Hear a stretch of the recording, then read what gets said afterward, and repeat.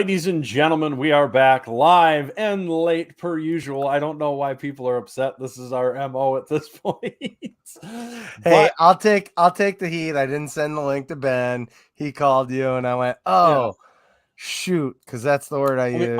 All right. To be fair, Ben called at 8:30. I've been sitting here since 8:25, so oh wow, 5 minutes. He's just sitting there waiting for the email that usually comes hours ahead of time. I didn't notice this. Happy birthday, Ben. I guess. Thanks, man. Josh knows, buddy. Appreciate Absolutely. it. Got that penciled down. There we are. But as always, we are live on Jackrabbit Illustrated. Jackrabbit Illustrated, Facebook, YouTube, as well as the FFN, as I'm going to be calling it from now on, because it's a mouthful of FCS Fans Nation Network, or the Fan Nation Network on YouTube.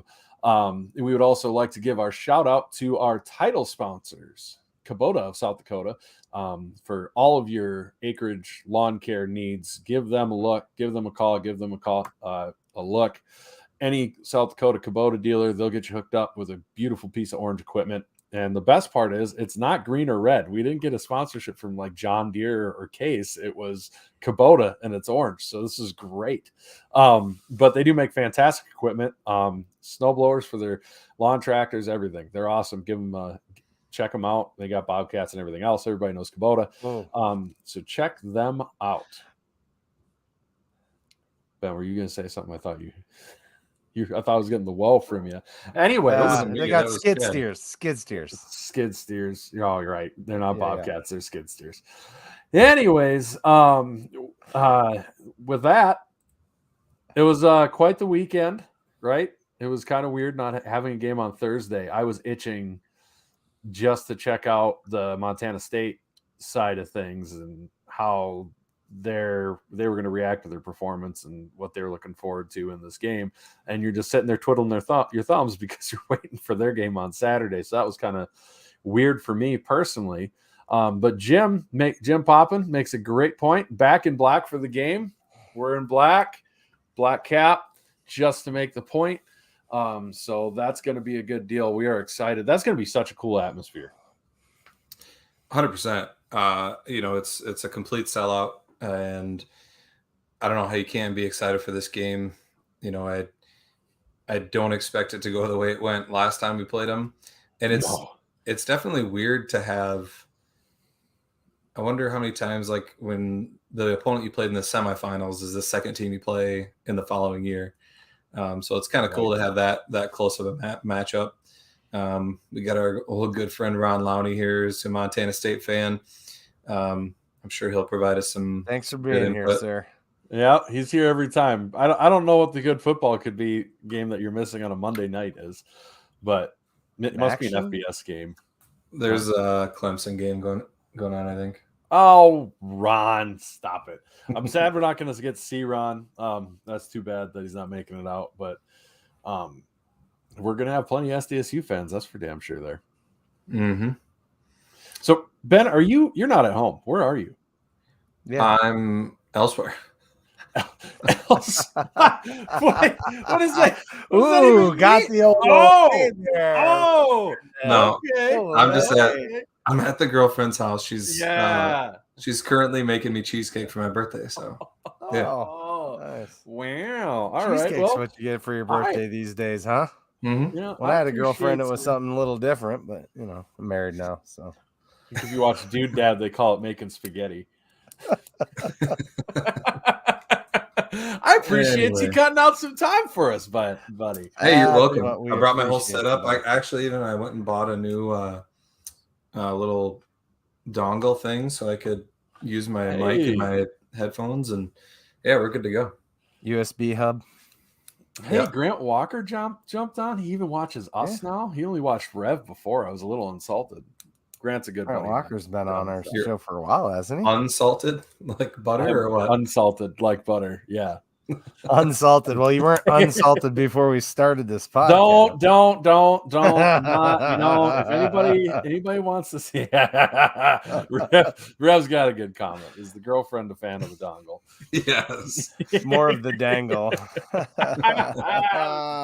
All right. dangle the dongle. Both my parents, or my dad and kid listens to this, so let's just chill. That's why you didn't want to tell us where he was. No, that's fine. He knows where I am, but no, not because of that. Not because of them, because of what we would say afterwards. Oh, 100%, yes. Got tons because we have the maturity of a 13-year-old. That's where we peaked. We are children. And that's where we chill right there. Yeah, exactly. We didn't. No, there's no stop. But yeah. So Aaron, like Aaron Amick says, it's a non-conference. Look, I'm not encouraging anything that might get something confiscated or not, but it is a non-conference game, so there's technically no Valley rule against bringing cowbells this weekend. But if they tell you at the gate you can't take them in, don't blame us. Right. Somebody did say that on the back of the ticket, it says that there are no noisemakers, even for non-conference games. So the back of the ticket, which so that's like this side. Yeah, the phone. The ticket? No, I'm just telling you what somebody told me. I don't know. I'm just saying, who has physical tickets? They didn't send any out to season ticket holders. Not that I'm bitter about it. No, but I think you can get them, like if you buy them from the box office, I'm sure. Yes. But no, I would have liked physical tickets too. But I would have. It wasn't an option. I'd have paid more for the option. I would have Ticket also office, liked, if you listen to this, make it an option. I would have also liked more of those pins. Like we have 6 season tickets, we got 1 set of pins, which I wasn't happy about. Yeah. We got 2 set. We had 4 sets of season tickets, and we got 2 sets of pins. Interesting. Yeah, I don't know what the deal is. But anyway, we're here to talk about the game that happened. Yes. It feels like a long time ago now. It does. Since it was on Thursday night, but yeah, initial reactions from you guys. I mean, honestly, that was that went about as well as it could go from a standpoint of what you're looking for. Honestly, I think we were disappointed in the opponent. We were a little disappointed in it being a Thursday night. The tailgating was a bummer. We still had fun, but it wasn't full tailgating. But when I walked in and I saw the amount of students coming into that game, it's like, okay, the Thursday night thing was worth it. Like, we can iron some stuff out, but that was worth it to have the students there. I would be okay with having the Labor Day weekend game Thursday night from now on if we're going to get that sort of student turnout. That was awesome. It was really cool to be able to see the unveiling of the Stiglmeyer Family Student Athlete Center. So that was really cool. Loved the name on it. That was awesome. I think the hair raisers mentioned the downer part was like they didn't really unveil the national championship stuff. Why didn't they do that? I think it's because they didn't want it to be too long before the game, maybe. And they were already doing the thing with Stig, but how long does that take? I know, and yeah, and I get it. You're not hanging a banner, but I like where they moved it. It looks good. I'm sure if you sit on the west side, it's kind of like, well, now I can't see it, so it's a little bit of a bummer. But I think it looks great from where you can see it. Anyways, it looks really good. It's going to be interesting what they have to do if they run out of room. Hypothetically, that would be kind of fun to see what happens. But and I love the video board they put up. They had technical issues with it, but if they iron those out, then that'll be a huge addition just up until they can get an actual video board permanently mounted. Do you see that there's a permanent one on the west side of the wrestling center? Yep. Yeah, I think that's for. I didn't get a chance to catch the Midco pregame show, but I think that might be the majority of what that's for. Actually, that's ran by wrestling. That's their board. Yep, that is wrestling's board. 100%. They just advertising stuff on there, or what? They can use it how they see fit, but my understanding is that's the wrestling programs board. Yeah, I did not know that. Yep. It was cool the game was on though. I think that Tom Neiman and crew set up at the opposite kitty corner, didn't they? So did they? Could see out on you could see the entire field. I thought their spot was awesome, with the backdrop, but that's was a great spot for the halftime show to set up for sure. That was really cool. Should we just talk about this one and get out of the way, Brendan? Oh boy. Right. Oh my God. I saw it. I think I don't know if I was verbally saying it, but I know I was thinking, no, Mark, no. And then he did exactly what everybody in that stadium knew was going to happen. 100%. The second he turned that corner. You got to love that moxie in him, but probably not the right time. For those that can't see the comment, Garrett Meyer said, me during Gronowski run, no, yes, don't do that again tonight. Yeah, I mean, I feel like you could collectively kind of hear the crowd like, no, don't do it. and then collectively hold our breath watching him helicopter through the air, going up like 35-0 against D2 Western Oregon, like a completely meaningless touchdown. And not to mention it was second down, by the way. Jeez, buddy. That's such a bad idea. And I saw him go on the phone after that, and I feel like he probably got chewed out a little bit. Yeah. Deb did come over at one point in the game and expressed her lack of how much she was impressed by that. She didn't really want him to do that particular thing. So. I saw him turn it up, and he's too much of a competitor to just pull back and slide on that.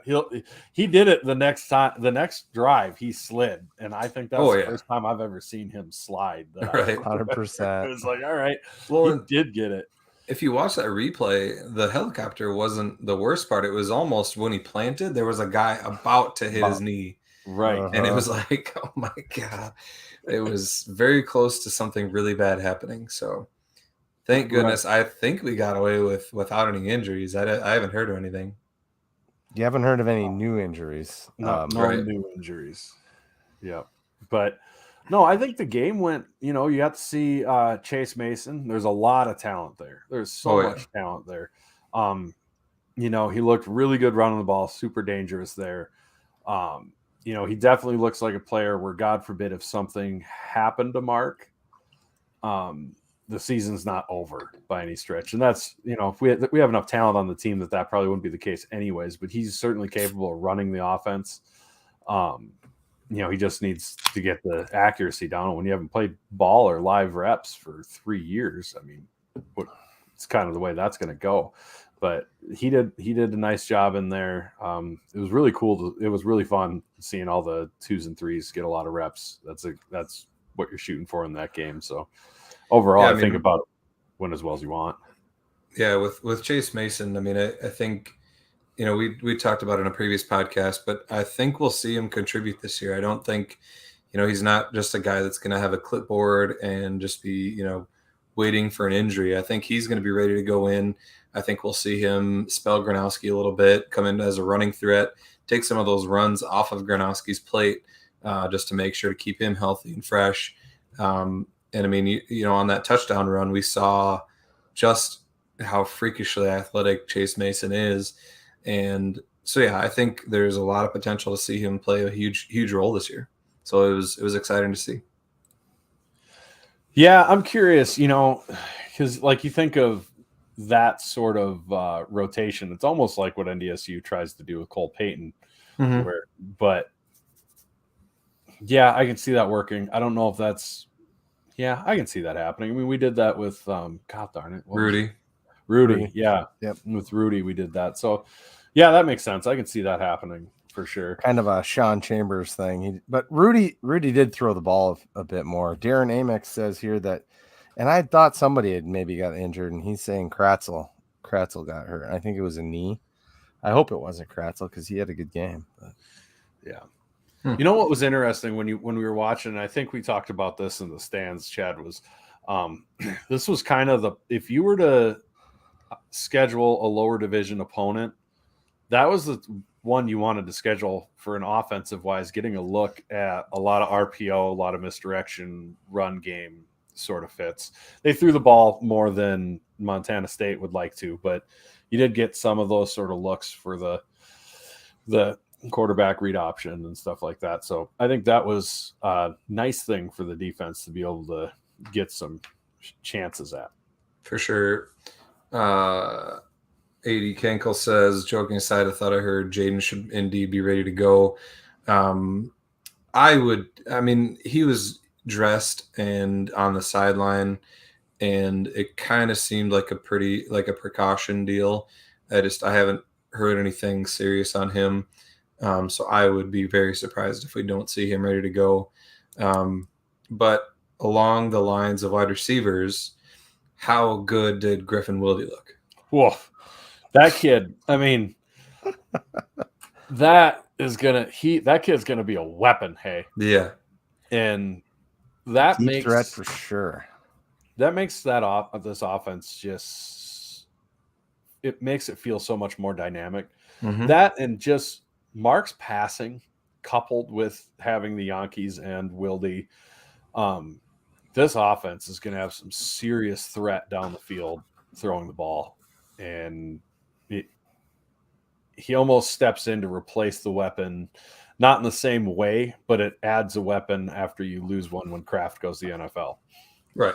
And it just keeps this offense so much more dangerous. And watching Mark throw the ball, especially on the touchdown he threw to Wilde, I mean, man, those were the throws early last year he just wasn't quite right on. And everything looked on the money already. And that is such a confidence builder going into this next week for me personally. 100%. In Wilde, we saw in his high school tapes, we saw him running past kids looking like they weren't running, and he was like they were just jogging, and they were full out, and they had no chance to catch him. And we saw some of that, I think, on that deep route where that DB looked like he was standing still. And it's not normal to see. I mean, I know it's D2 Western Oregon, so don't get too excited. But at the same time, I mean, none of the other wide receivers are getting separation like that. Like that was just, I don't know. He has a ton of potential. And I think somebody said, was it on Jimmy's coach's show tonight? Yeah, Jim Poppin hit me up on a text message, and I sent that out to the group. Here he says it again. Yeah. So apparently Jimmy said on his coach's show tonight, which everybody should check out if they can. You can catch the recording after the fact. They even post it on Spotify now. You can find their I forget what is it, like Jackrabbit Sports Network. There you go, Jackrabbit Sports Network, and you can listen to that. You get some good insights. They usually have some players interviewed on there, and Tyler Merriam does a great job. But apparently he said tonight that Wilde will not redshirt, which we were kind of, before this game, we were kind of wondering, if he would or not. I would like to take credit. I said that if he's got potential, he won't. I had some other people say that no, he should, but that wasn't me. I feel like we're all I think Brendan and I had a little bit of a disagreement on the stand shortly after that first touchdown. And, by the end of the game, I think one of us came around on that idea. That dude is good. That dude's a stud. He's a monster. Somebody, Dustin Perman asked, will Adam Bach be back this week? I don't think not. Probably not. I'm sure people saw him on the sideline with a boot. It did look like he was moving around pretty well with it. Like he wasn't too cautious what he did with it. He didn't have crutches or anything. Was that in the press conference or something like that afterward? I think I thought somebody said a few weeks, but I don't know. I didn't hear it myself. Tyler said that. I think Tyler said that in the post. Tyler did? Okay. Yeah. Tyler, and I think somebody said Neiman said he was out for a couple weeks during the game. So don't expect him back right away. No. I would say if I had to guess, by Hobo Day. That's my prediction. But gotcha. That's based on literally nothing. Right. I think college football should just go the NHL route, and when they release injuries, it's lower body injury, upper body injury, and that's it. Yeah. Then you're not violating HIPAA. Like lower body injury, 4 to 6 weeks. Okay, you know what? You don't need to know, really. You really don't need to know exactly what it is. And when you put out what it is or was, you are just putting a target on that body part. So lower body injury, good enough. Right. Like, I mean, if you went to the stadium, it's a lower body injury, and we can move on. Right. So, right? No. So like Randy Jacobs here mentions Hawthorne. Oh, am I delayed? You're here. You Now. were just a second. You're good. I'm here now. Randy Jacobs mentioned Hawthorne's going to be a stud as well. He was one of the guys. I'm glad I'm not a program guy. My dad is, who sit next to me, and I was kind of glad he did, because I was able to like just look at, like, there's plenty of players out there. I'm like, who is that? Right. And he was one of the guys that I was like, who's 96? And it was Bryce Hawthorne. So yeah, and I can't remember all the names that I was looking at, but it was cool to see a lot of guys get a lot of reps, and kind of see the potential that this team has. Yeah, Lauren makes a great point. They say when the 605 Hogs give Mark any time at all, he can hurt you in so many ways. Wildy is just another one. What I would like to point out is, while I wasn't blown away with the Hogs run blocking, it wasn't bad, but against the D2 team, you expect to blow them off the ball a little more. They had a big defensive line and all that stuff. Absolutely get that. But when it came to pass protection, the quarterbacks back there could have sat down, pulled out a table, had a maitre d' bring them breakfast. They could have had a soft-boiled egg, read the newspaper, and then decided which route they wanted to throw to, finish the egg, and then throw in the touchdown, because they had that much time. It wasn't like a really good pocket. There was nobody there. Nobody was touching them, and that was awesome. That's what I mean. Again, it's a D2 team for sure. Montana State's going to be a whole another animal, without a doubt. And I think everybody knows that, but that is a good thing, because that's the way it should be.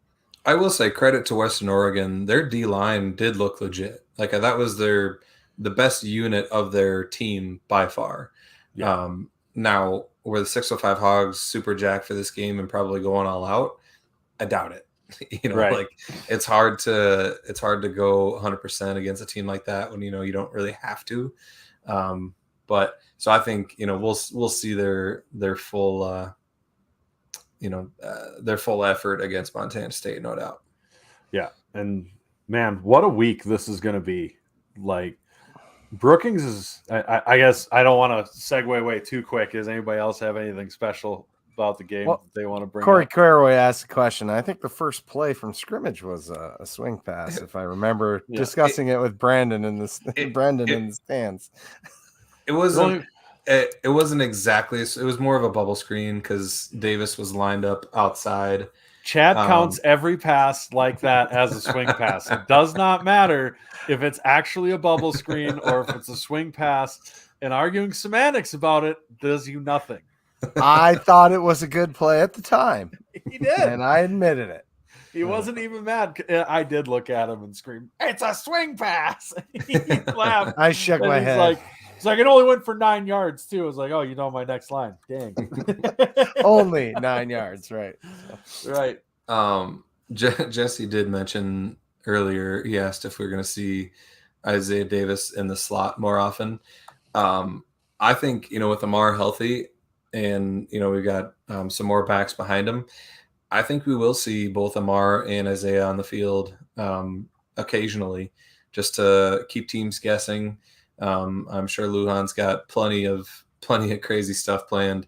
When you got a team like we do, you can start to have some fun and get creative. So I'm excited to see what he's got planned for this year. I mean, speaking of swing passes, imagine Davis in the open, getting him out in the open just with the ball in his hands on good luck screen or something, where they do have to respect the run, because Amar is just as not just as dangerous, but he is dangerous in that backfield. So you can't pretend we're not going to run the ball. Right. So, man, you catch him in man on man, and I like that matchup every day of the week. So I get that. Well, we've seen what he can do against cornerbacks. Like, right. Right. Plays basketball with their head. He did that to some poor kid in this game. Right. It's not a stiff arm, it's a dribble, because he dribbles their head off the ground like he's gonna go dunk them through a field goal post. It's amazing. Kind of reminds me of the old game. What the heck? NFL Blitz. No. was a Street Fighter or whatever, and he yanked the guy's soul out. That's what he's doing with his Mortal Kombat. Mortal Kombat. Thank you. I'm not a huge gamer. There's the old Trin Candos. It was a no look too. You're all. I'm sad that she can't hear our applause. Like she should know how appreciated she is. She should. She does know. I'd let her know. Don't worry about it. Take care of that. Well, is that what he appreciates about her squirrely dad? Jim Poppin commented. The squirrely bad beard. Jim Poppin commented, Angel on the swing pass would be over. Dude's lightning fast. We did see a bunch of Angel Johnson, and you can see the potential's there. I think he's still got a little more developing to do. I would like to see him not go down with contact as easy as he does. I think if he can develop that part of his game and try to start to work through some contact, I think he can really take off. Definitely excited about Angel Johnson. What else are we excited about this game? The pick sixes are sweet. Seeing guys make plays out there like that. It was the only thing. The only thing about the pick sixes is it put us in an awkward position of, God, yeah, we're up 20, we're up 28-0. Like you feel like you should pull your starters then, but the offense has only had 2 drives, so you have to kind of keep them out there. Yeah, but which could have been a super bad thing if Gronowski's helicopter didn't go as well as it did. God, right. I wouldn't have been mad at the coaches for that one either, though. I mean, that's just now if he's helicoptering into the end zone against Montana State to take the lead or something late in the game, we're completely fine with that. Yeah, absolutely. Just a situational deal, and I'm sure he knows it and he'll learn from it. But I bet he hasn't heard it more than once. I'm sure just one person mentioned it. That's it. Just Ray and Dev alone have probably easier. That's like every misspelling I ever have. I only hear about it once. Right. Well, you do it in a group chat. Everybody's got to let you know. Do we want to talk about the games we picked last week then? No, I don't think so. I think we should. So we suck, and we only did the Thursday games. But the best part about it is Ben talked all this shit on Twitter publicly. It's on the internet. All of you can go see it about how I picked so wrongly. What and Youngstown happened State in that? Come on, man. Youngstown State about made me have a heart attack. I'm like, because it was 17-10 at halftime. Yeah, they were down by 7 at half, and they won 52-10. Just didn't just cover; they almost doubled it. Oh, yeah, that was great. And then the Yotes just squeaked by to do it for me as well. So I got a 2-1 lead.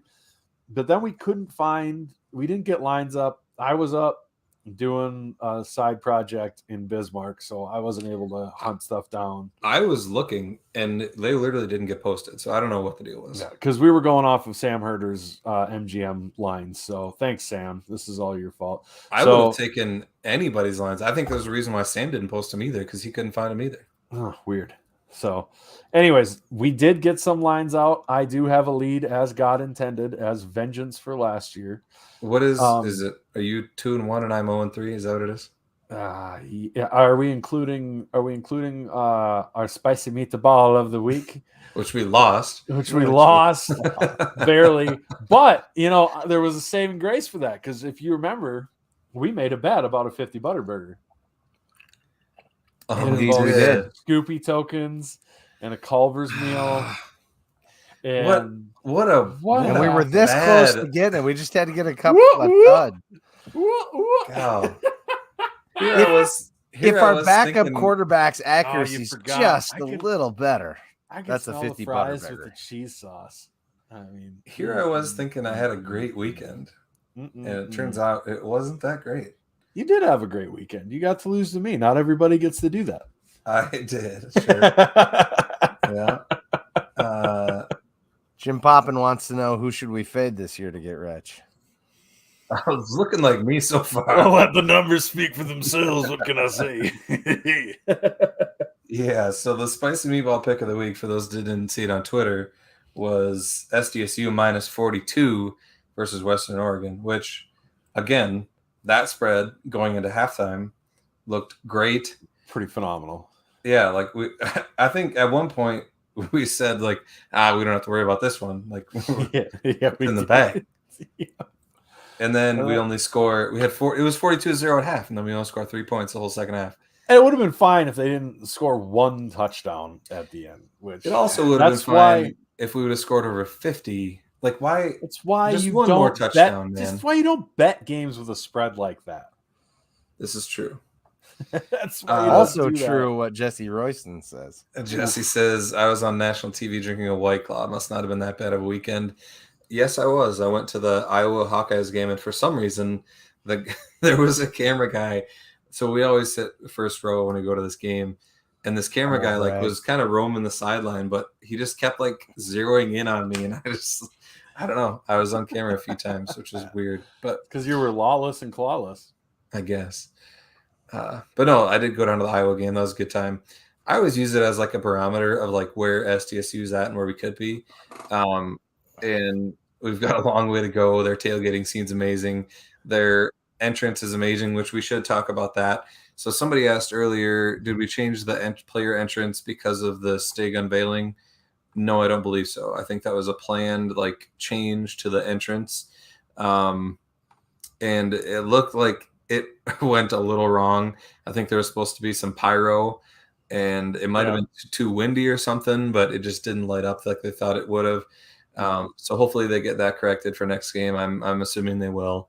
But I think it was an improvement, but you could tell it was like the first time they did it, and it was kind of awkward. Right.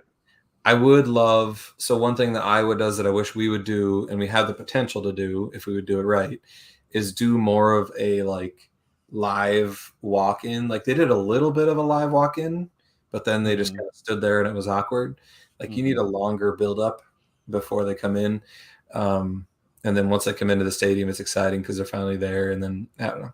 It has the potential to be really cool, but they had the gate closed, which was kind of awkward. It's like, did somebody forget to take the lock off? Or, and then I don't know if they were supposed to be caged animals getting out the gate, but they let Jimmy through, and then they closed the gate again. Behind him, and he turns around. He's like, "What are you doing?" He's like, "Open the gate. What are you doing?" It's early in the season. We're gonna have Yeah.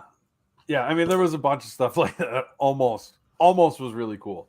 Yeah. And then we have our things to work on. That is what it is. But our pick segment is, as always, brought to you by Culver's of Brookings or Watertown. Where I will be tasting sweet, sweet victory and Scoopy tokens.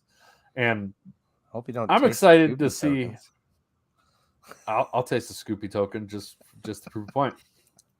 It tastes like victory. That's what Scoopy tokens taste like. You're gonna lick it and hand it to the cashier. Don't worry about that. I'm gonna stare him in the eye as I look at Scoopy tokens. Do they actually make uncomfortable? We talk about Scoopy tokens all the time. Do they have actual tokens anymore? They're not. They're like a little piece of paper, I think. Yeah. Nowadays. Okay. Yeah, they come with a kid's meal. So you either have to get them to give you 3 Scoopy tokens or buy 3 kids meals just to settle on this bet. And I don't want the kids meals, so you do whatever you got to with them. Maybe find Seth and see if you can't arrange something. No, Chad, shut up. Don't help him. Shut up. No. That's what I do. Hey. We're gonna. I want this to be difficult. Speaking of polls, I guess we weren't, but we were talking about bets, and we had talked about putting a poll up for Casey's breakfast pizza sauce. I put one up on the old Spotify and got 0 responses. So what did you? Oh, hold on, someone's talking smack. Kendall, whoever you are. Sir or madam. Pretty Kevin's been on here for a long time, bud. With kitty ears, Brendan. Well done. I don't have a rebuttal for that, so that's fair. Do we know Kendall? I think that we do. Probably. Yes. I'm going to go with yes. I'm just terrible with names. I guarantee we met him at the national title game. So, Kendall, I apologize. We're bad people with bad memories, probably that are directly caused by poor life choices when we were younger. So, Or currently. But I'm glad that Ben would bring it up publicly of whether or not we know somebody to make us all publicly look like a bunch of dickheads. No, if he's got comments like that, I want to know who he is so I can be his friend. I don't like anybody to get my nickname. So are we gonna do like this? Does anybody know? Can you get a Casey's breakfast pizza half sauce, half sauce? I don't think they'll do that. What? So Wait, I don't know. Back to that. Why? What are we Back worried to Because about? that. Rev's gonna try breakfast pizza, right? I mean, that's like. Okay, we'll just get a regular one like adults. We'll get two Okay, regular. I'm with you. We don't need that. No, we'll get two. Anyway, what did you post on Spotify, by the way? I did not. The Where's poll. that? We said we were gonna have a poll. What's better, cheese sauce? You can post a poll Gravy. on Spotify? Yeah, I did. It was only up for a couple of days, but a week or whatever. I had Did anybody vote on it? No, I got 0 votes, man. Well, yeah, because nobody knows that Spotify has polls, you weirdo. Put it Where on do you Twitter. find that at? I don't know where it comes up. I don't know where it comes up. You didn't even vote on it yourself because you couldn't find it. I don't listen to this show on Spotify. Oh, it's amazing. I'm 95% of the people who listen to our polls are on Apple. We know this from our data. Why'd you put it on Twitter? Correct, yeah, why wouldn't you not put the poll on Twitter? Oh, now Android's getting offended. No, that's not an Android thing. It's hurting your Android. It's a Facebook, YouTube thing, but whatever. Yeah, whatever. I'm Mr. Green Bubble. Let me have it. Let me have it. Yeah. Green Bubble sensitive. That's why they make you the Green Bubble so everybody else knows you're superior. Are you trying to say that green is a superior color to blue, Chad? I would like you to say that loud on our. That's true. SDSU That should be podcast. reason enough. That should be reason enough for you to switch to apples to get those green bubbles out of there. Shame, Chad. Shame. You know what my favorite color is. I can't change that. I was selected many, many, many years before I was a Jackrabbit. Unbelievable. Put up 80 Cankle's comment there. No. Gravy, though, he says. Yep. Mm-hmm. Let's get a slice of each out of the singles. Nobody puts gravy in the singles. Yeah, they don't put gravy singles in because nobody wants them. Never have I ever. No, because they're special and you have to ask for them. They're special. Special like rainbow special or? Jesus. What? Oh my God. Rainbow special. Just rainbow. I'm just talking about rainbows. Like in the sky, they're pretty special. I guess. Double rainbow all the way across. Wow, this is a disaster. We're off the rails. What are we? Where's Jim Poppin when we need him? Where's our MVFC or the poll or literally anything else that we can talk about besides Casey? Wait, our non-sponsored breakfast pizza that we're arguing about? Did you finish the Culver's read before we started talking about Casey's? I don't think so. No, because Chad's like, oh, what about my poll for Casey's for our sponsored read for these idiots who don't sponsor us? Culver's.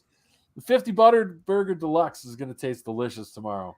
And that's what our picks are brought to you by.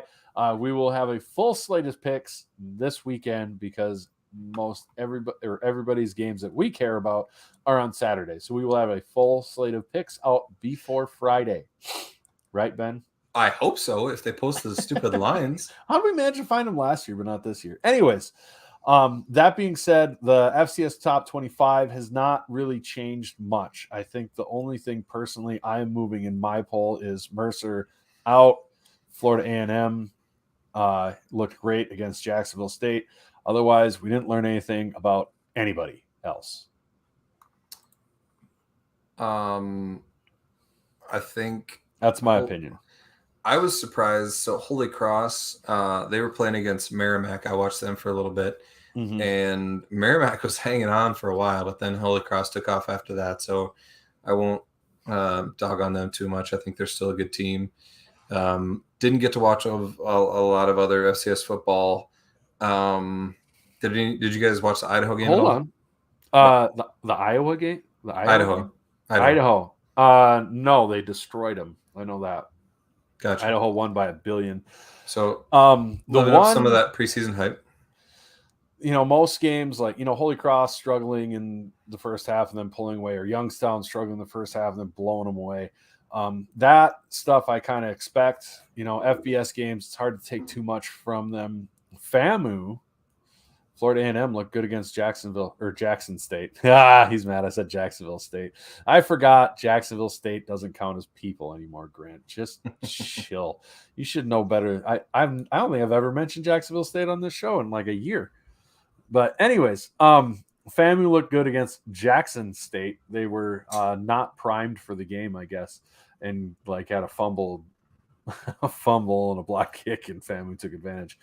Anyways, the one that I want to make fun of is number 17. Number 17. Mm-hmm. Watch this. They're going to lose to a Division II team in 2 weeks. Montana. They were leading Butler by 7 points at halftime and only had won by 2 touchdowns. That is, I give teams a pass on a bad half against a team like that. No pass on a full game. That's embarrassing. You should not you should not have that close of a game with Butler. We've all seen Butler at SDSU. Never has it ever been that Western Oregon was probably a better team than some of the Butler teams we faced. I don't think that's even that outlandish of a statement. Probably not wrong. Kevin Marshall chimed in and says their QB's legit. They didn't. That's fine, but it's not like they put up 40 points to stay within 2 touchdowns. They put it up I think it was 20 some. It was 20 to 35, yeah. Yeah. So they barely put up 3 touchdowns and we're still within. That's not, and a fake punt and a trick play. Yeah, come on. Kev, I know you live in Montana now and that they've got a warm spot in your heart. That was embarrassing, and they should be borderline top 25 on anybody's ballot, in my personal opinion, until they earn the right to be up higher. That's not a good deal. So, anyways, so should we go over how the Missouri Valley games went? Sure. So, Eastern Illinois, not good for the MVFC. No, Eastern Illinois whooped Indiana State 27-0. Show a pulse, Indiana State. Dude, do you guys want to be a football program or not? Eastern Illinois is supposed to be a bad OVC Big South team. Yeah, they're not. It's one thing if you lose to Eastern Illinois and they're projected to win the conference. It's not. Right. I wouldn't be happy about it, but at least they're supposed to be a playoff team. But you just got housed at home by a bad football team. Yeah, not a good look. Youngstown State, they ended up killing Valpo 52-10. Valpo, I had faith in them, and they were close at halftime, and then they just didn't show up second half. So that's great. That was awesome. Yeah, it was awesome. Obviously, SDSU won 45-7. USD lost to Missouri 35-10, which is about what we expected. Missouri State. Go ahead. The interesting thing about USD and Missouri, there's always kind of 2 ways those games go, right? Either the FBS team blows away the FCS team in the first half because they're just that much better and the FCS team isn't that great, or FCS team that's good sticks with them for a half to 3 quarters and then the FBS team pulls away. This went like the first way, where right. Missouri just torched them into the second half and then pulled their foot off the gas. So, yeah, it was 28-3 at half, so you can tell they kind of pulled their foot off the gas, didn't want to show too much, probably put in some second string guys. I think a similar thing happened to Missouri State against Kansas. If I remember right, that one wasn't very close from the get-go. I was trying to pull up their halftime score here. I take that back. It was 17-10 at half, and then Kansas pulled away in the second half. So never mind. Complete opposite. But, Missouri State, they're trying to get along without Jason Shelley. Mm-hmm. and they had a guy come in and he went 14-21, so it didn't look too bad. Threw a couple interceptions, so we don't really know who they are yet. Illinois State whooped up on Dayton 41-0, which we thought. UNI, I was kind of disappointed in. Again, that was kind of like you mentioned with USD Missouri. UNI or Iowa State had control of that game for I think it was 30-0, and then they let up 9 points at the end. But I had thought that UNI would have showed a little more of a pulse in that one. Yeah, I don't know if that's a great sign for UNI. I had high hopes for this UNI team. I have high doubts now. Don't want to read too much into an FBS game, but I have concerns. Dude, I mean, like Randy Jacobs says, Theo Day was a hot mess. He went 16 of 34. Right. That's not good. That's real bad. Like, I get it, you're playing a Power 5 defense, but that's – and they can absolutely come out of it. I mean, that happens with for FCS teams after an FBS game all the time, but it didn't look good. It happens with UNI more than any team in the world. I think all it proves is if you put pressure on Theo Day, he can't produce. I mean, perhaps. That's what it looked like anyway. I know what it proves is that come October 14th, they're going to need to win every game to make the playoffs. And that's because that's how thanks, Brendan. The prophecy has foretold. Well, it's got a good start so far. NDSU ended up beating Eastern Washington pretty good, 35-10, in a cavernous U.S. Bank Stadium. There was much to be said about their fan turnout. It just wasn't as good as they thought it would be. I thought it didn't look that bad on camera, considering how big of a stadium it is. They still got a decent crowd to show up. But, you know, I think it's tough to take too much away from that game just because, you know, Eastern Washington just hasn't been a good program for a few years now. You know, you look at like Cam Miller's stats. He did go 18-25 with 2 touchdowns. So, I mean, he looked better than he has in the past. And it looked like Eastern Washington was hanging with them for a while, and then they just kind of ran out of gas. So, I guess any other comments on that one? I don't think it proves that something one way or the other for NDSU. I don't think it necessarily says they're back. It doesn't say that they're bad. It just says what normally happens and what needed to happen didn't happen. You know, right. Eastern Washington need to go out, jump out to a lead and keep it a shootout. That didn't happen. Their O-line could not hold up to the D-line at all. And their O-line didn't look good even a little bit. So right. NDSU just ran them into submission. And that's what happened. Yep. And so I don't know if that means NDSU got a lot better on defense. I kind of doubt it based off of that anyways. But we had a ways to go. I don't know. Yep.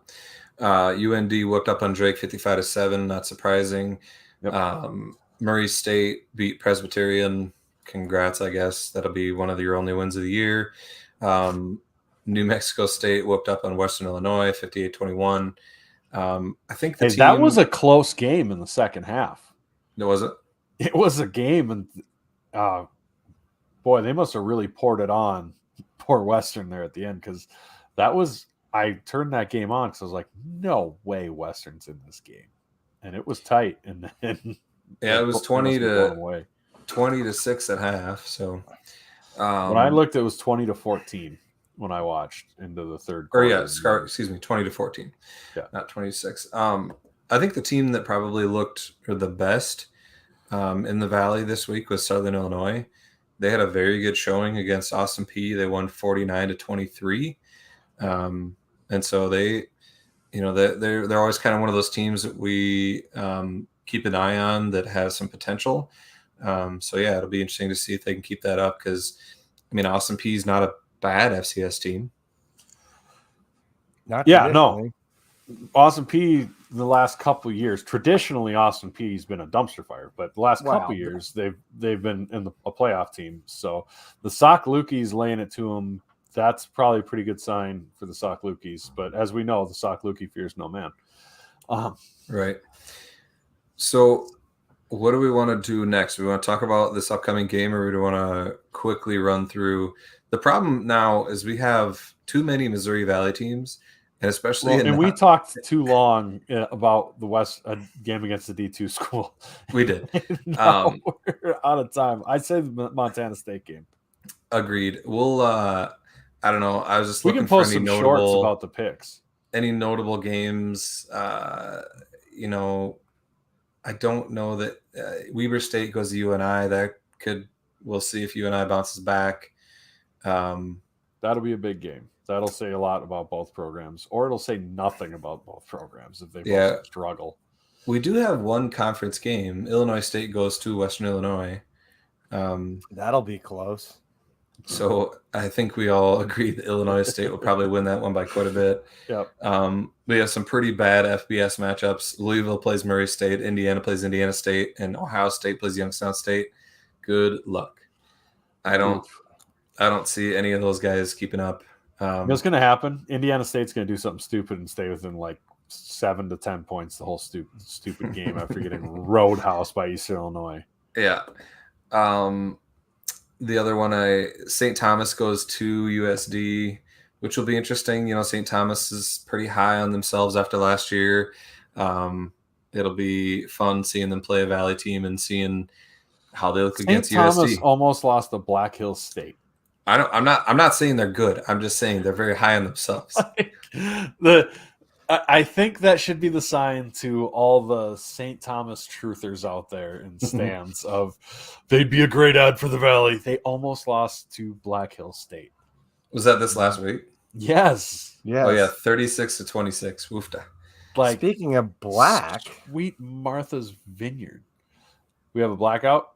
We have a blackout. Let's get to the blackout game. We do. Let's get to that. And the blackout's brought to us by Brendan. Jackrabbit Central. Jackrabbit Central. That's right. I'm not reading the stuff you put on screen. I don't care. Just opposite. Why do I? Hey! Why do I have to do every ad read? You don't. I was just setting you up.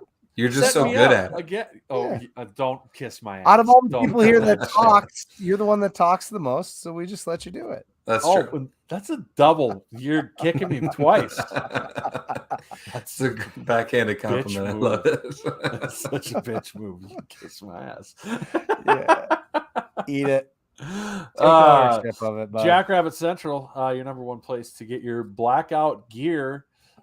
They have specific blackout gear, and probably, honestly, at this point, they're going to be the place you can get it in time for this game against Montana State. So let's go ahead and head to Jackrabbit Central. I'm serious, guys. I went in there to the bookstore this week. They have so much really cool stuff in there. They got awesome hats, but they've got tons of other things. They got a big SDSU onesie. It's not a rabbit onesie, but it's like a whole onesie, so that's pretty sweet. But you can get all your gear there.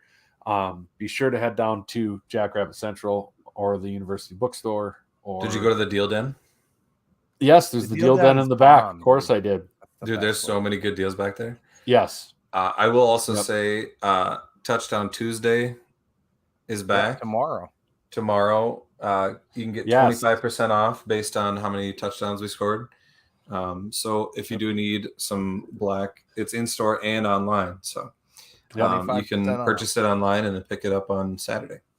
Yep. So tomorrow is Touchdown Tuesday. Get your stuff. So that's going to be awesome. Get your black for the blackout. I don't think people understand how cool the blackout's going to be. How cool it can be. How cool it can be. And yeah, if you tell all your friends.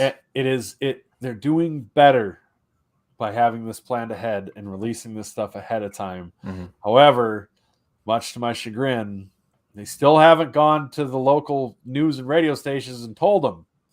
Why do you know that, Brendan? Because I asked them. They said, no, we didn't hear anything about it. So, tell all your friends, do everything you can to get everybody to wear black to it because it's going to be awesome. And if they say something ridiculous, like that's why I haven't gotten married, so nobody tells me what to wear, be like, I don't think that's the reason you didn't get married. And while you're there at Jackrabbit Central, the bookstore, aka, just don't forget to mention that we sent you there. There you go. Yep, absolutely. So let's get to we have a somewhat big game this week. So much going on with this game. We have somewhat of a big game. Again, it's the team that we Big played in the tailgate, semifinals last year. Yes, the tailgate should be awesome. It opens Yep. at what time? 2. 2:00. Officially. Oh, 1. 1 o'clock. Officially. 1 o'clock. 1 Isn't o'clock it officially. 1? Yeah, it's a 6 o'clock game. That's right. It's 1 o'clock. It opens officially. Oh yeah, 5 hours ahead. Yep. I was thinking a 7 o'clock game. 6 o'clock game. Don't be late. Mm-hmm. And you're probably going to want to go into the stadium just a touch early. So, yeah, because the line is PSA, going to take time. PSA. It just is what it is. I know it's frustrating. Have your ticket downloaded, ready on your phone. Yes, definitely. And you got to download each one. So, yeah, that's a big part of that. And if you try to park in the library lot where we always park, and they tell you no, just tell them they're wrong. Because there was some misinformed parking attendants. I'm hoping it gets taken care of $10 and drive past them. Say, okay, I'll go ahead and park there. And then drive away. Yeah. Yeah. All right. Rev asked what's up with us doing a blackout game when it's hot. Well, there's 2 things about that. Usually it's not that hot this time of the year for us. It's a night. We do it at night, so the game's not as hot. And the third reason is when it's cold out here, it actually gets cold. So we are all wearing jackets. So the color combo games don't work so good. So that is the deal there. It's much easier to buy a different T-shirt than a whole different unless you have coat. all black. Right. Right. It's this game, I mean, it's going to be the media hub of it's the center of the FCS universe this weekend is this game. And it should be. I mean, when's the last time it was a top number 1 versus number 3 in an out of conference game? Like that doesn't happen. Like there's people are like, ooh, a good matchup. And for everybody shitting on us for playing a D2 school last week, I want to hear some props about scheduling a great game here because 95% of FCS programs don't schedule this sort of game. So that's really cool. Kevin Marshalls and Stone Labanowitz are going to be here from FCS from FCS Nation. There aren't any buses. Kevin asked, are there any buses from the bars to the stadium? There's Aren't not. they still doing drunk buses from campus to downtown? Do they take you to downtown? Mm-hmm. I don't know. I don't know. Not from the stadium. I don't take them campus, anymore, which isn't that far. But I don't know we anybody. Set that up when I was on Students Association, so I'm pretty sure. Are you talking about after the game? Yes, he's talking about after. There's no drunk buses. That does not help us at all. Yeah, I don't think so. Yeah, that's a student thing. That's not a drunk adult from the game thing. No, it's open for anybody. It is open for anybody, but we're talking about getting to the game, not going to the bars after the game. Anyway, it's a huge game. Like you said, it's 1 versus 3, and it'll be real interesting to see. Montana State, they were making some excuses after their big loss in the semifinals. They said that the field conditions were too icy or slippery, whatever they want to call them, even though they play in those conditions up in Montana all the time. And so I think we're going to have real good field conditions for this one. Yep. I think so. It might rain. That would give them problems. Right. So I would hope that they don't have any excuses this time. I will be interested to see if Malat is more effective. We essentially zeroed him out in the game against us. It was very impressive what our D-line did against Malat, who can be a very dangerous runner. Our chain gang D-line, they did an amazing job, and they'll have to do that again this time. I mean, we can't just go into this game thinking, well, it happened in the semis last year, it'll happen again. That is not the case, and this is a very dangerous team that we have to take seriously. So, I'll be interested to see how Malat does. It'll be interesting to see what the mix is between Malat and Chambers. Outside of that, our offense just needs to sustain drives and finish with touchdowns instead of field goals. And I think if we do that, I don't think we should have any problems. Well, I look at it. If I was a Montana State fan, the thing that drives me nuts about the ice excuse and whatever, fine, you can say it affected your game, but if I was going to say something that really hurt them, it was losing Chambers right away. Mm. Like, if we're going to make an actual real argument of a reason for Montana State fans to be excited, you lose Chambers, who was hugely integral to that offense. You know, they run all sorts of gadget plays with him, and let's be honest, it's mostly a gadget offense. So when you lose one of the linchpins in that mid-game, that causes you huge problems. So I'm assuming, going to have him the full time this game. It's going to give it a whole different look to that offense. Defensively, I think they might have a bit of a harder time still slowing our offense down, but that offense, we got to get off the field. The thing I'm concerned with Malott or Chambers is getting off the field on 3rd and long and having them sluka us and run all over the field when they drop back to pass, and then make something happen with their legs and convert a third and 15 that they shouldn't have, because they ran around our defensive line, or somebody got out of their position, whatever. So that's my concern. I mean, there's all the things we were worried about before the semifinal last year are still true. Oh, 100%. There's still things to worry about. I mean, Afonso left, but they've still got a loaded backfield. Mm-hmm. The defensive line needs to get penetration and cause havoc like they did last year, and cause their fits to be wrong on the backside of the line and all that. I mean, that stuff still needs to happen. Yeah, and I mean, Montana State's going to have to prove that they have the hogs up front to be able to move our D-line and to be able to create consistent holes. They even in the game, was it 2 years ago now when Oladokin was up there? Was that a semifinal game too? I forget. I can't. Yeah, that it was. But I think it was. It was the semifinals. Yeah, because we won 2 before. Even in that one, they weren't gashing us on the ground a whole lot. It was a bunch of 50-50 balls to what's his name that's in the NFL now. Mm-hmm. And Malott did hurt us on the ground in that game, I will say that. So, I think they still need to prove to be like that top tier of FCS, in the NDSU, SDSU conversation, is to have that O-line that can make a difference. And so I'll be interested to see if they've improved that at all. I think that from what I heard, I think they had a bunch of guys come back. And so they're thinking that hopefully they see some improvement there. Yeah, Jesse Royson asked if Humphrey's out. I read that Humphrey is out, I believe, from. I think I read that too. From Coach. God, why am I having Vegan? Why did that lock in my brain? God, that guy's been playing us for years. Vegan's probably gotta be like, God, I can't get away from SDSU. Why is that? Because he's played us so many times. But yeah, I think he said Humphrey is out. But I think with how good our defensive backfield is this year, the secondary seems to be phenomenal. I think we're going to see, excuse me, you're going to see us really sell out to stop the run game of Montana State and force Malott and Chambers to beat us with the air. Yeah. Well, and like Seth Meyer said, expect us to contain designed runs fairly well, need to limit their big runs when plays break down. And it's like you said, it's kind of like that Holy Cross thing where, Sluka did gash us in a lot of plays that broke down, and that's what we have to contain, because when you got somebody like Malott, he's got the athleticism to hurt us when plays break down. And so that's, that it'll depend on the D-line keeping the pressure on and not letting him have lanes to be able to take off into, and then obviously the linebackers to make sure they clean it up.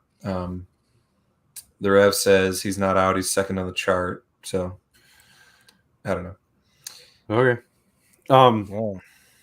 So anyways, Sumner, it's the other back that's out per KP Marshall.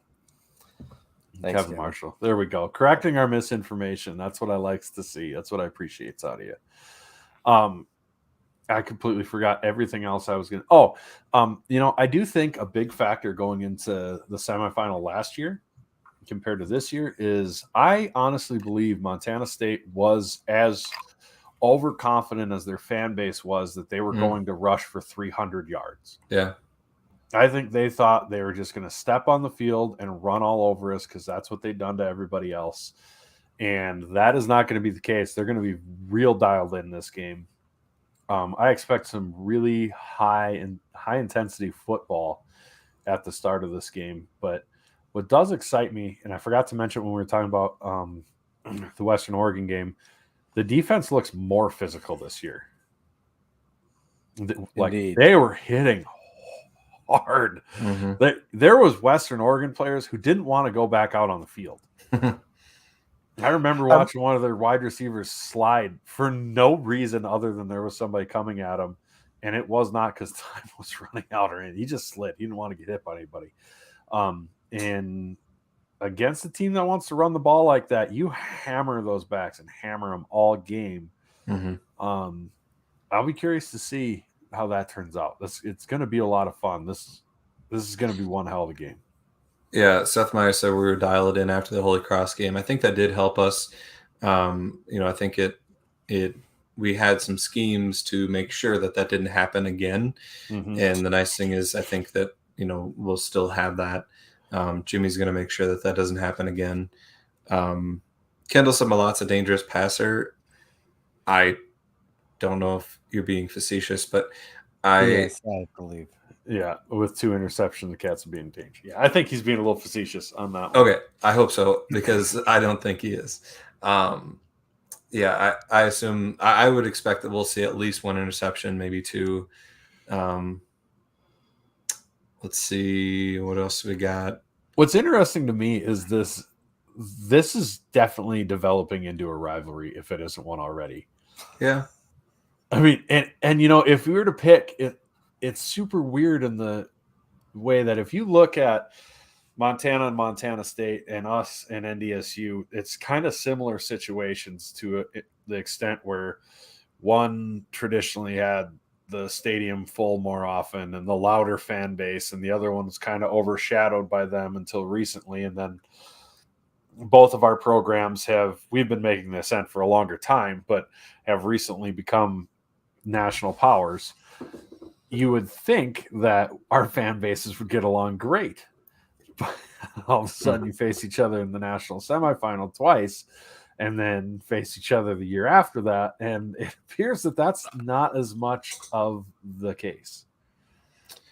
Yeah, no. And I think where a little bit where that comes from is that the Montana State has enough passionate fans that they push back a little bit. And I think, that's where you start to develop a rivalry, is when you got 2 active fan bases that have a couple big matchups. And, the video that I posted probably didn't help anything after that. That was awesome. We got to bring that not before the game. We'll bring that back. No. Later date. We don't need that. I don't think we need to stoke that fire right now. We hope. Hey, Ben, I bet they remember that video. I would love to see that show up in one of their hype videos for this week. Oh my God. What if that is their hype video? They just have that on repeat in the locker room. That would be amazing. But, I think part of it too, your video didn't help. Their fans right away coming out and accusing of us of purposely icing the field up. Right. That is the fastest way to start a rivalry, is to accuse somebody who's destroying you of cheating to do it. But yeah, it's a lot of fun. Ron says he gets along with everyone. Ron, I have no doubt that you get along with everyone. You're a cool cat. I don't think it's a hated rivalry, but I didn't even realize it. But he says SDSU isn't hated, but the Grizz, however, that's another story. It doesn't have to be a burning, heated hatred, want to murder somebody for it not to be a little bit of a rivalry.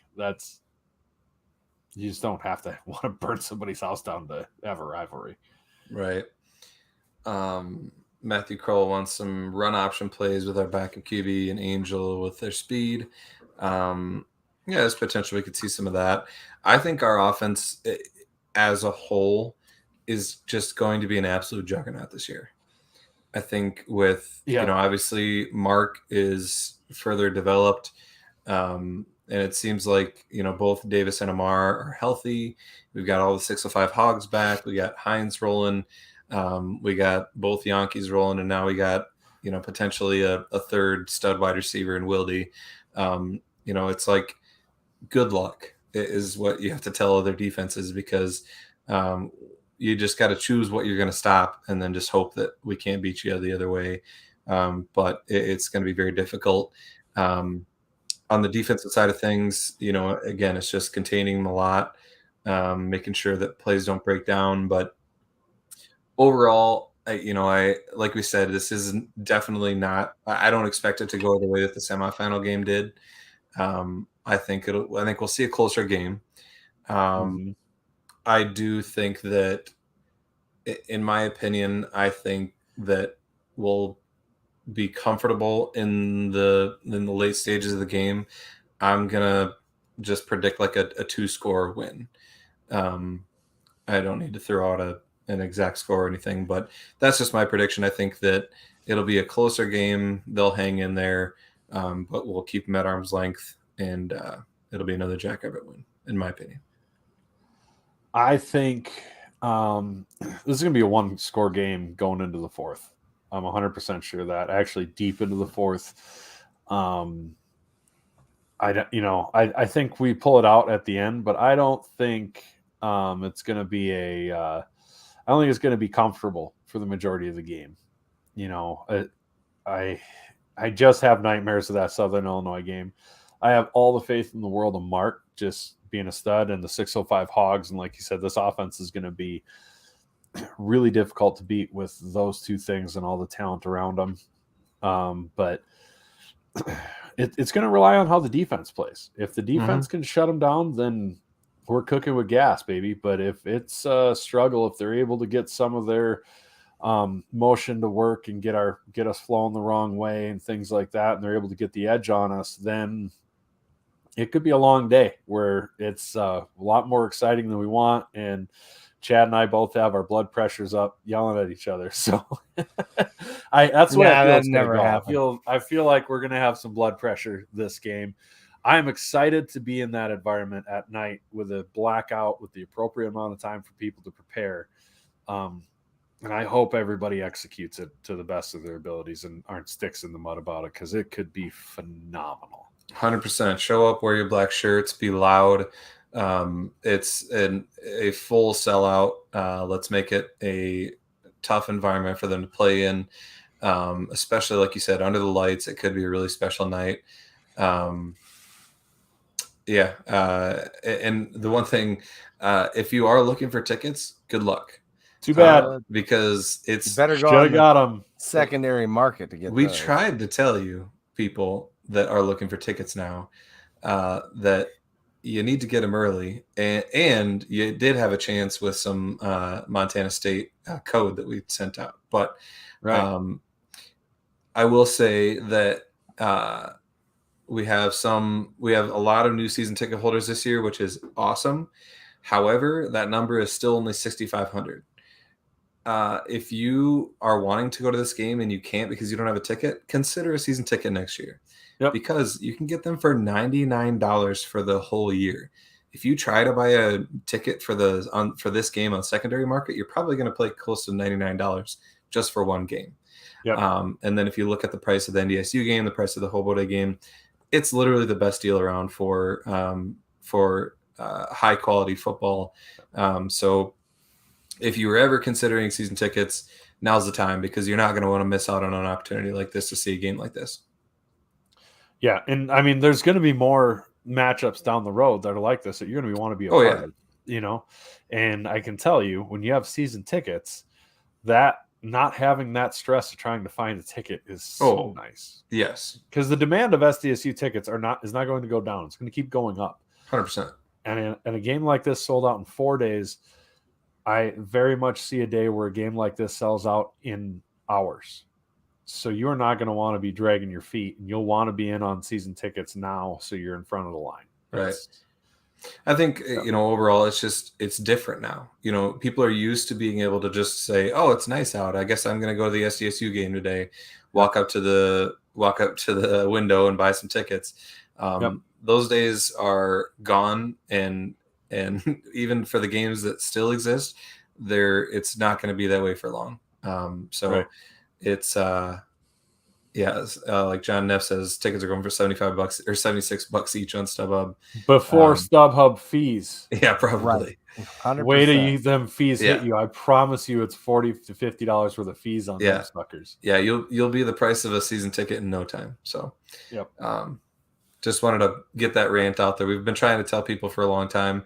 Hopefully, this kind of makes them realize that I should really consider season tickets. Yeah. Yep, that's no joke. But man, this whole weekend is going to be electric. Mm-hmm. I know I'm going up with Rev Friday night. We're going to hit the bars downtown Friday night with, I think, Kevin Marshall and Stone are going to meet up with us up there. Then we're going to stay at Thomas's house, but then I'm going to be making brisket all night, and you're going to be having some shotgun backpackers shells tomorrow. We're going to have some backpackers at Jim Taps. Yes, sir. We're going to have some backpackers. We're going to be. I'm giving them the whole tour. We're going to have some George's Pizza. Kevin Marshall that liquid cocaine, because that's made with SoCo. He's a SoCo freak, right? That's right. He is. You can tell when he has a SoCo. Show up. He's usually yelling about cut blocks around that point in time. Show up to tailgating early. We didn't get the full experience last week, but we're going to get it this week. It's going to be a great time.